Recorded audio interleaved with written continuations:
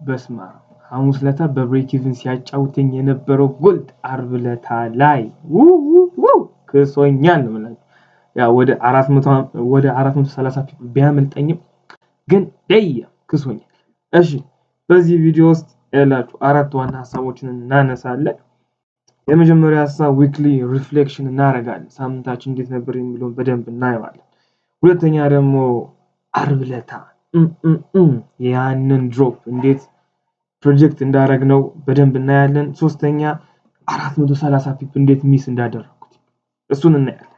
በስተመጨረሻም ደግሞ ቀጣይ ሳምንት ላይ የምንጠብቃቸው ነገሮች እናያለን። Stay tuned.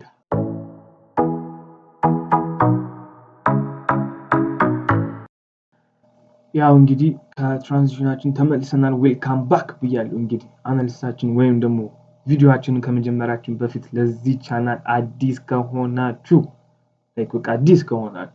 ሰብስክራይብ፣ ላይክ እና ሼር ማድረግ እንዳይረሳ። ለምን ካላችሁ በዚህ ቻናል ላይ ብዙ ትሬደሮች እየተጠቀሙ እንደሆነ እየደረሰኝ ነው ማለት ነው። ሌሎች ትሬደሮች ጋርም እንዲደርስ ሰብስክራይብ ማድረግ እንዳይረሳ ማለት ነው።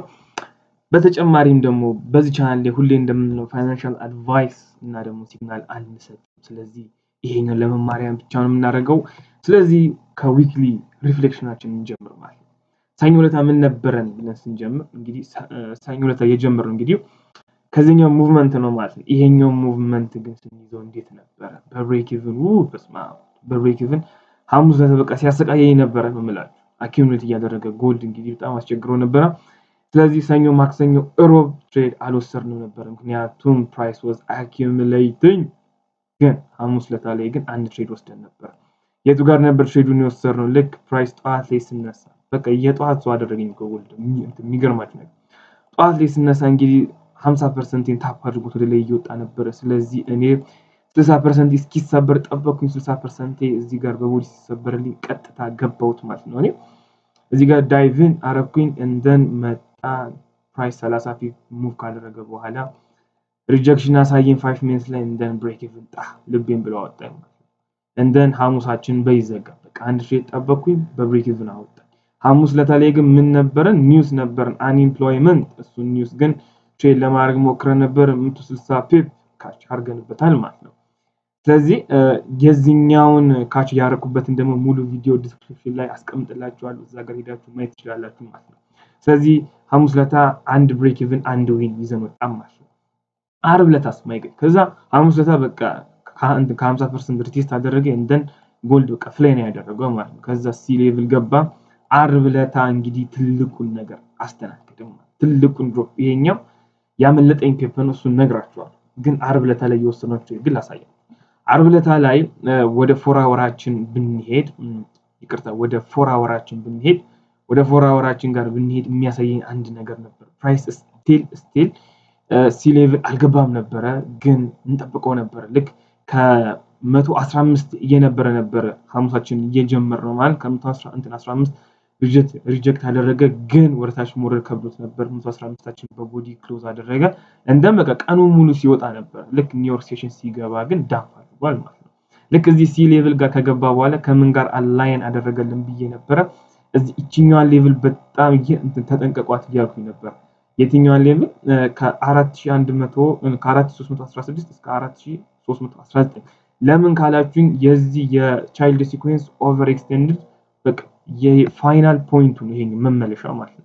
ስለዚህ እሱ ጋር መጥቶ ዊክሊ ዴሊ ታይም ፍሬማችን ሪጀክት አድርጎት ዘግቷል ማለት ነው። ስለዚህ ከዚህ ጋር ሴል ስጠብቅ ነበር ማለት ነው። ወደ 15 ሚኒት ወርጄ አንድ ሲኩዌንስ ዴቨሎፕ አድርጌ ነበር።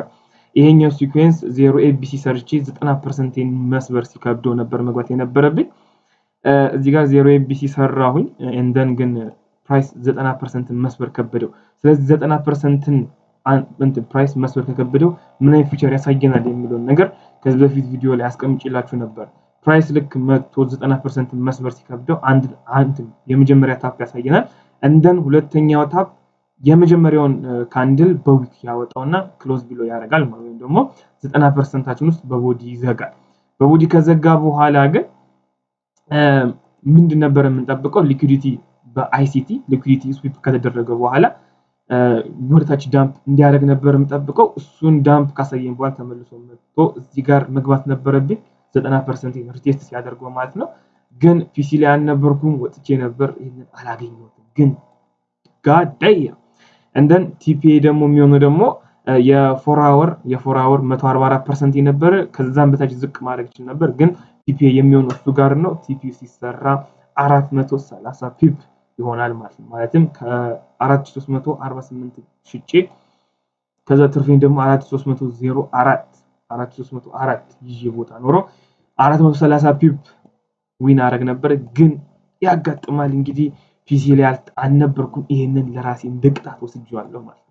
430 ፒፕ ያስላግዳ ዊን ይደረግ ነበር ማለት ነው። ሌላኛው ሐሳብ ደግሞ አርብለታ ፕሮጀክት እንዴት ነበር ያደረኩት የሚለውን ነገር ባጭሩ ነገር ልንገራችሁ። ቅድም እንደነገርኳችሁ ነው። እቺኛዋን ሌቭል በጣም ስከታተላት ነበር። ሲቀጥል ደግሞ ገና ቪዲዮ መጀመሪያ ላይ ፕራይስ ወደ 90% ሄድ እያደረገ ነው፣ ወይም ወደ 90% እየሄደ ነው ብዬ ተናግሬ ነው። ስለዚህ ከ60% ተነስቶ እስከ 90% እስከሚሄድ ሴናሪዮ ቡሊሽ ነበር። እንደን 90% ላይ ከገባ ግን ቤሪ ሴናሪዮ ውስጥ ጠብቅ ነበር ማለት እሱን አገኘኝ። ኤክስኪዩት ማድረግ ነበረብኝ፣ አላደረኩትም።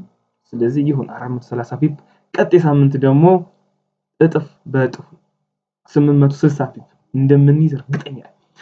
ስለዚህ ግን ቀጣይ ሳምንታችን ደግሞ ምን ይመስላል የሚለው ወይም ደግሞ ቀጣይ ሳምንት ምንድነው የምጠብቀው ካላችሁኝ ፕራይስ እዚህ ጋር ያሳየኝ ነገር እንዲደግምልኝ እፈልጋለሁ። አሁን ሰኞ ማክሰኞ ሮብ ኦር ደግሞ ሰኞ ማክሰኞ ቤሪሽ እንደሚሆን በኔ እይታ ይመስለኛል። ቤሪሽ የት ድረስ ነው የምንጠብቀው ከተባለ የዚህ የቻይልድ ሲኩዌንስ ፕሮባብሊ 38% ማለትም ከ90% ተመልሶ 60%ታችን ጋር እንትን ሲያደርገው ሪቴስት ሲያደርገው እንዴት እያደረገ ነበር? ወይም ደግሞ የማዘር ሲኩዌንስ ቢሲ ሌቭል አለ አይደል? ቢሲ ሌቭሉን ግን እኔ ግን እየጠበቅኩ ያለሁት ግን 38% ነው። ለምን 38% ጠበቅ የምትሉኝ ከሆነ 38% እና 60% አንድ ላይ አላይን አድርገውልኛል። ይሄው ፊቦናቺ ዘርግተን ብናየው 38 እና 60% አንድ ላይ አላይን ስላደረጉልኝ መጥቶ እንደዚህ ነገር ነው የምጠብቀው። አሁን ከዚህ በኋላ ወደታች ይወርዳል የሚለውን ነገር ለራሴ አውጥቼዋለሁ። ግን ሰኞ ማክሰኞ ግን እንደዚህ ነገር ጠብቅና እንደን ወደ ላይ ፑሽ ነው የምጠብቀው ማለት። ስለዚህ ሰኞ ማክሰኞ ቤሪሽ ይሆናል በእኔ። ከዛ ሮብ ሐሙስ አርብ ግን የሚያምር ባይስ እንግሊዛል። ለምንድን ቤሪሽ ሴናሪዮን አወጣው ከተባለ ይሄ ከፈንዳሜንታል አንፃር አንኢምፕሎይመንት እንትን ክሌምስ ከሚጠበቀው በታች ወይንም ፎርካስት ከተደረገው በላይ ስለሆነ የመጣው እሱ ደግሞ ለዶላር ደግሞ መጥፎ። ስለዚህ ዶላርን ዊክ ያደርግልናል፣ ወርቂቱን ደግሞ ውድ ያደርግልናል። እንደን ይዘናት ወደ ላይ እንወጣለን ማለት ነው። ስለዚህ አሪፍ ስዊንግም ደግሞ እንጠብቃለን። እዚህ ጋር ቢያንስ ከ60 እስከ 115 ኦር ደግሞ ከ60 እስከ 115 ድረስ ቦሊ ሴናሪዮ የምንይዝ ይሆናል ማለት ነው። ግን ለጊዜው ሰኞ ማክሰኞ ቤሪ ሴናሪዮን ቀጥላል። ለምን ማዘር ሲኩዌንስ ቢሲ ከዛም ደግሞ ቻይልድ ሲኩዌንስ ደግሞ WCL 38% ድረስ ጠብቀው ማለት ነው።